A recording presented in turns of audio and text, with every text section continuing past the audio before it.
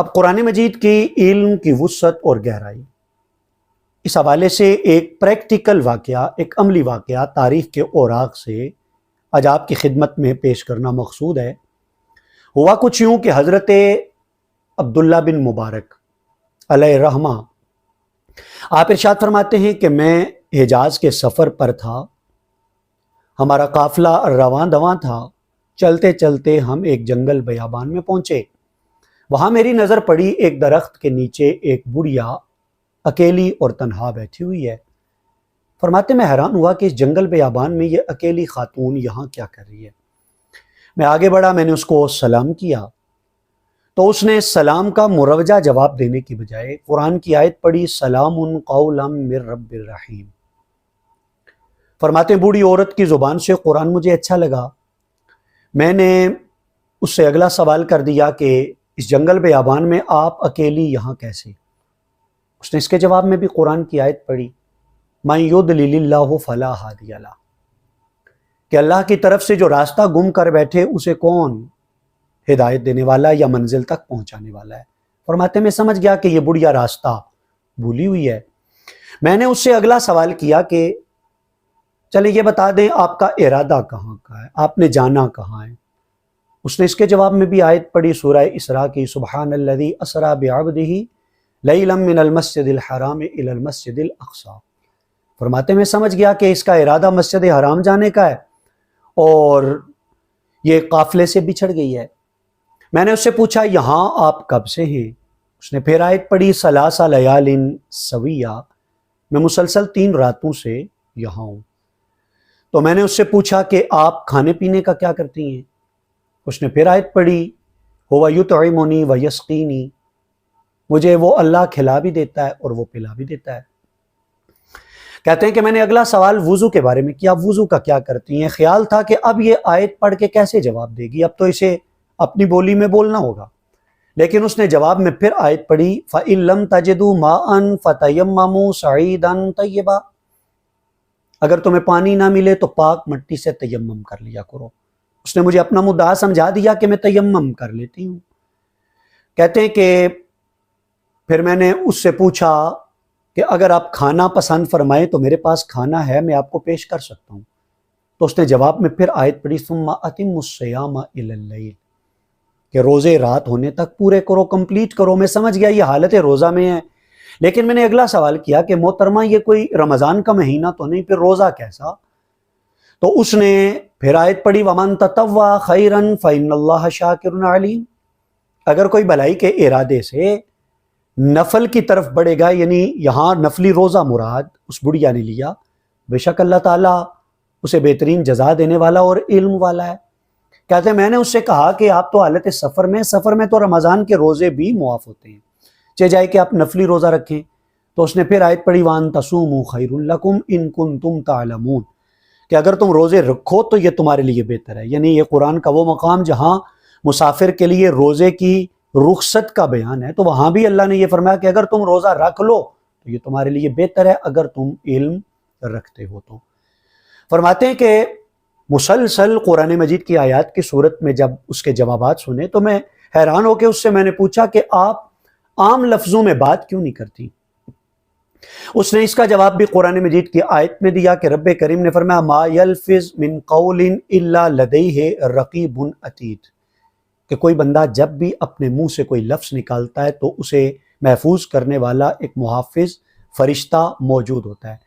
مطلب یہ کہ میں چاہتی یہ ہوں کہ میرے نامہ اعمال میں میرے ذاتی لفظ نہ نکلیں بلکہ زیادہ سے زیادہ قرآن نکلے۔ فرماتے ہیں پھر میں نے اس سے پوچھا کہ آپ کا تعلق کن لوگوں کے ساتھ ہے، یعنی کنبہ، قبیلہ اور خاندان؟ تو فرماتے ہیں میرا یہ سوال اس کو اچھا نہ لگا۔ اس نے پھر آیت پڑھی وَلَا تَقْفُ مَا لَيْسَ لَكَ بِهِ عِلْمٌ إِنَّ السَّمْعَ وَالْبَصَرَ وَالْفُؤَادَ كُلُّ أُولَئِكَ كَانَ عَنْهُ مسئولا، کہ اس چیز کے پیچھے مت پڑ جس کا تجھے علم نہیں، بے شک کان، آنکھیں اور دل، ان کے بارے میں سوال کیا جائے گا۔ فرماتے ہیں کہ مجھے احساس ہوا کہ شاید مجھے یہ سوال نہیں کرنا چاہیے تھا۔ میں نے کہا آپ مجھے معاف کریں گی؟ تو اس نے پھر آیت پڑھی لا تثریب علیکم اليوم یغفر اللہ لکم، آج کے دن تم پر کوئی گرفت نہیں، اللہ تمہیں معاف فرما دے۔ فرماتے ہیں کہ پھر میں نے اسے آفر کی کہ اگر آپ چاہیں تو آپ ہمارے ساتھ قافلے میں شامل ہو جائیں، اور اگر آپ چاہیں تو میں اپنی اونٹنی آپ کو پیش کر دوں، آپ سوار ہو جائیں۔ اس نے اس کے جواب میں پھر آیت پڑھی، وَمَا تَفْعَلُوا مِنْ خَيْرٍ يَعْلَمْهُ اللَّهُ، اور تم جو بھی نیکی کرو گے اللہ رب العزت اس نیکی کو خوب جاننے والا ہے۔ فرماتے ہیں کہ میں نے اونٹنی بٹھا دی اور اس بڑھیا سے میں نے گزارش کی کہ آپ سوار ہو جائیے۔ بڑھیا جب سوار ہونے لگی تو ساتھ ہی اس نے پھر آیت پڑھی، قُل لِّلْمُؤْمِنِينَ يَغُضُّوا مِنْ أَبْصَارِهِمْ، ایمان والوں سے کہیے کہ وہ اپنی نگاہیں نیچے رکھیں، نظریں پست رکھیں۔ فرماتے ہیں مجھے احساس ہوا، میں نے فوراً نگاہیں جھکا لیں تو بڑھیا سوار ہونے لگی۔ سوار ہوتے ہوتے کجاوے کی لکڑی کے ساتھ اس کا کپڑا پھنسا اور پھنس کے وہ کپڑا اس کا پھٹ گیا۔ فرماتے ہیں جو ہی وہ کپڑا پھٹا تو اس نے پھر آیت پڑھی، وَمَا أَصَابَكُم مِّن مُّصِيبَةٍ فَبِمَا كَسَبَتْ أَيْدِيكُم، تمہیں کوئی بھی جو مصیبت پہنچتی ہے یہ تمہارے اپنے ہاتھوں کی کمائی کا نتیجہ ہوتا ہے۔ فرماتے ہیں کہ میں نے اس بڑھیا سے کہا کہ آپ کو مشکل پیش آ گئی، ٹھہریے میں اونٹنی کے زانو باندھ دیتا ہوں۔ فرمایا یہ ایک اچھی ترکیب تھی، چونکہ اسے پسند آئی۔ اس نے پھر آیت پڑھی، فَفَهَمْنَاهَا سُلَيْمَانَ، کہ ہم نے یہ ترکیب تدبیر سمجھا دی سلیمان کو۔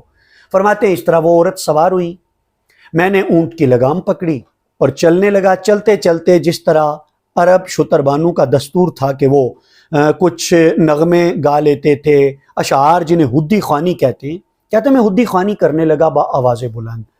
تو اس عورت نے پھر آیت پڑھی اور اس آیت میں اس نے کہا، وَقْصِدْ فِي مَشْيِكَ وَاغْضُضْ مِنْ صَوْتِكَ، وہ جس کے آخر میں اِنَّ أَنكَرَ الْأَصْوَاتِ لَصَوْتُ الْحَمِيرِ، کہ میانہ روی سے چلو، چونکہ میری رفتار بھی تیز تھی، کہتے ہیں اس نے پڑھا میانہ روی سے چلو اور آوازیں پست رکھو۔ تو فرماتے ہیں کہ میں نے آواز نرم کر دی، رفتار تھوڑی آہستہ کر دی، لیکن وہ اس پر بھی راضی نہ ہوئی اور اس نے پھر آیت پڑھی کہ فَقْرَؤُوا مَا تَيَسَّرَ مِنَ الْقُرْآنِ، سبق یہ تھا کہ بجائے ادھر ادھر کے اشعار پڑھنے کے کیا بہتر نہیں قرآن پڑھ لیا جائے؟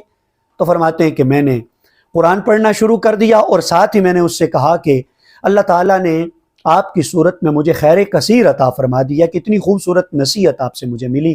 اس نے پھر آیت پڑھی، وَمَا يَذَّكَّرُ إِلَّا أُولُو الْأَلْبَابِ، کہ نصیحت بھی تو ہر کوئی تھوڑا ہی قبول کرتا ہے، نصیحت بھی وہ قبول کرتے ہیں جنہیں اللہ نے عقل کی دولت عطا فرمائی ہوتی ہے۔